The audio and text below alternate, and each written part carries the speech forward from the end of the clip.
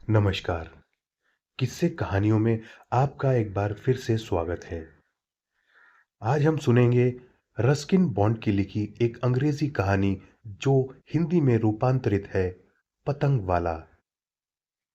तो आइए सुनते हैं रस्किन बॉन्ड की लिखी कहानी पतंग वाला।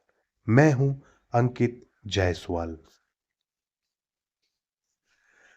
गली रामनाथ में एक ही पेड़ था। वह बरगद का पेड़ पुरानी मस्जिद की टूटी दीवार के बीच से निकला हुआ था।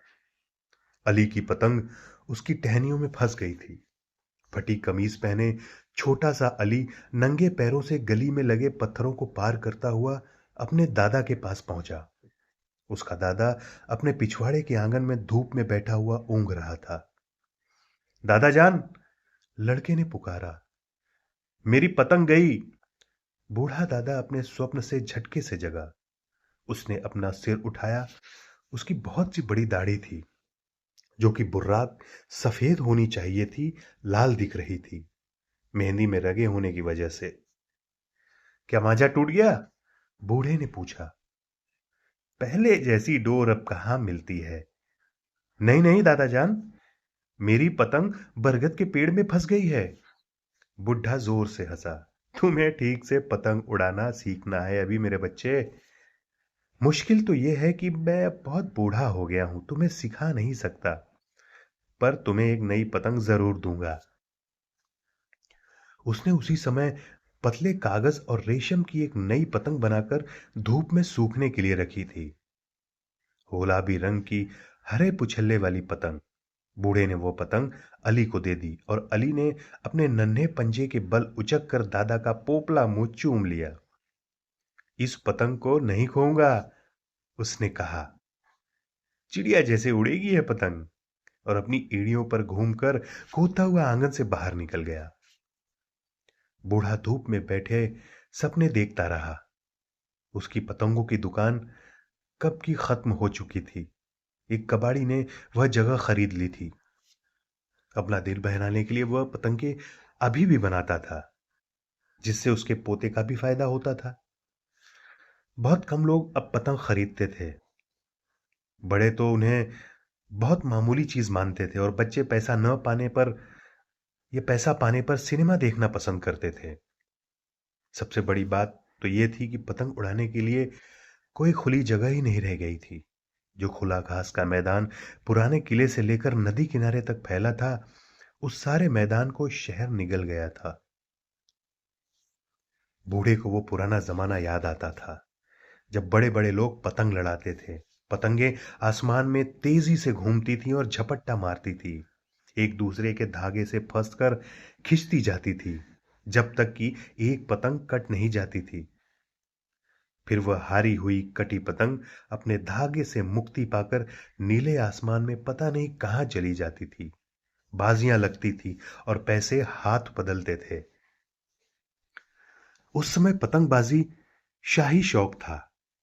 बूढ़े ने याद किया कि कैसे नवाब साहब खुद नदी किनारे अपने दरबार के साथ आते थे और इसी राजसी शौक में समय बिताते थे। तब लोगों के पास समय था जो कि वह एक नाचते हुए दिल को खुश करने वाले कागज के टुकड़े के साथ मौज मस्ती में बिता सकते थे, चाहे घंटा भरी क्यों न हो। आजकल लोग दौड़ते ही रहते हैं, उम्मीदों की गर्मी लिए। किसी के पास समय नहीं है। नाजुक चीजें जैसे पतंग उड़ाना या आंख बंद कर सुनहरे सपने देखना पैरों तले रौंद दी जाती हैं। जब वो जवान था तो महमूद पतंग बनाने वाले के नाम से सारे शहर भर में जाना जाता था और उसकी कुछ विशेष सजावट वाली पतंगे उन दिनों 3-4 रुपए तक भी बिकती थीं। एक बार नवाब साहब के कहने पर उसने बहुत ही खास किस्म की पतंग बनाई थी, जैसा किसी ने कभी उस जिले में नहीं देखा था। उसमें एक कतार में लगे छोटे छोटे कागज के गोलाकार टुकड़े एक हल्के बांस के फ्रेम से जड़े थे। हर गोले के दोनों तरफ एक एक घास का गुच्छा लगा दिया गया था, जिससे संतुलन बना रहे। सबसे ऊपर वाला कागज का गोला एक तरफ तो फूला हुआ था, उसके ऊपर एक अजीब सा चेहरा बना दिया गया था। जिसमें आंखों की तरह दो छोटे गोल शीशे जड़े थे। गोले सिर से पूंछ तक आकार में घटते जाते थे और कुछ लहराते से थे, और पतंग ऐसी लगती थी मानो कोई सांप सड़क पर रेंग रहा हो। इस बोझिल सी बनावट को जमीन से ऊपर उठाना बड़ी कला का काम था। सिर्फ महमूद ही उसे हवा में उड़ा सकता था। सभी ने महमूद की बनाई ड्रैगन पतंग के बारे में सुन लिया था और कहने लगे कि वह पतंग तिलिस्मी है। जब नवाब साहब के सामने उड़ाने के लिए वह पतंग पेश की गई, तब अच्छी खासी भीड़ जमा हो गई थी। पहली कोशिश फिजूल गई। पतंग जमीन से उठी ही नहीं। बस कागज के गोलों ने एक रुआसी व शिकायत भरी सरसराहट की। हिलने से पतंग की आंखें जो शीशों की बनी थी, सूरज की रोशनी में चमक उठी और पतंग एक जानदार सी चीज लगने लगी। फिर सही दिशा से हवा आई और ड्रैगन काइट आसमान में उठ गई। इधर उधर छटपटाते हुए वह ऊपर उठने लगी, ऊंची और ऊंची। सूरज की रोशनी में शीशे लगी आंखें शैतानी से चमकने लगी। जब यह बहुत ही ऊपर उठ गई तो हाथ में पकड़ी रस्सी पर जोरों का झटका लगने लगा। महमूद के लड़कों ने चरखी को संभाला। पतंग जोर मारती रही। वह टूटकर निकलना चाहती थी, आजादी चाहती थी, अपने मन की मौज के अनुसार जीना चाहती थी, और आखिरकार ऐसा ही हुआ। रस्सी टूट गई। पतंग सूरज की तरफ लपकी और आसमान की ओर शान से जाने लगी, फिर आंखों से ओझल हो गई। वह पतंग फिर कभी नहीं मिली, और महमूद ने सोचा कि उसने पतंग में जीवन भर दिया था। वह बिल्कुल जीती जागती चीज हो गई थी। उसने दोबारा वैसी पतंग नहीं बनाई। उसने नवाब साहब को एक गाने वाली पतंग बना कर दी। जब हवा में वो उड़ती थी तो वायलिन बजने की आवाज आती थी। वो आराम भरे खुले दिन थे। अब नवाब तो कुछ साल पहले ही मर चुके थे और उनके वारिस काफी गरीब थे, करीब करीब महमूद जैसे। किसी जमाने में पतंग बनाने वाले को आश्रय देने वाले लोग होते थे, जैसे कवियों को लोग सहारा देते हैं। पर अब महमूद को गली में कोई जानता ही नहीं था। गली में अब इतने लोग रहने लगे थे कि उन्हें पड़ोसियों के मिजाज पुरसी का समय न था। जब महमूद छोटा था और बीमार पड़ता था तो सारा पड़ोस आकर उसकी तबीयत पूछता था। अब जब उसके दिन पूरे होने को आए थे, कोई कभी मिलने नहीं आता। सच तो यह भी था कि उसके पुराने दोस्त सब मर चुके थे और उसके लड़के उम्रदार हो चुके थे। एक तो पास के गैराज में काम करता था, दूसरा पाकिस्तान में था। बंटवारे के समय वो वहीं था और फिर वापस यहां रिश्तेदारी में नहीं आ सका। जो बच्चे 10 साल पहले उससे पतंग ले जाते थे, वो अब खुद जवान होते और मुश्किल से अपनी रोजी रोटी कमाते थे। उनके पास एक बूढ़े आदमी और उसकी याददाश्तों के लिए समय नहीं था। वो एक तेजी से बदलती और होड़ भरी दुनिया में बड़े हुए थे। एक बूढ़ा आदमी और एक बूढ़ा बरगद दोनों ही उनके लिए सिर्फ उपेक्षा के पात्र थे। उन्होंने तय कर लिया था, ये दोनों ही हमेशा के लिए इस तरह से जुड़े जरूर थे, पर हल्ला गुल्ला मचाती, माथे से पसीना बहाती आम आदमी की दुनिया जो उनके आसपास थी, उसका इनसे कोई लेना देना नहीं था। अब लोग बरगद के पेड़ तले जमा होकर अपनी समस्याओं और अपनी योजनाओं के बारे में बात नहीं करते थे। सिर्फ गर्मियों में कभी कभी कड़ी धूप से बचने के लिए वहां खड़े हो जाते थे। पर वो छोटा छोटा लड़का था ना, महमूद का पोता, महमूद का बेटा, पास ही काम करता था।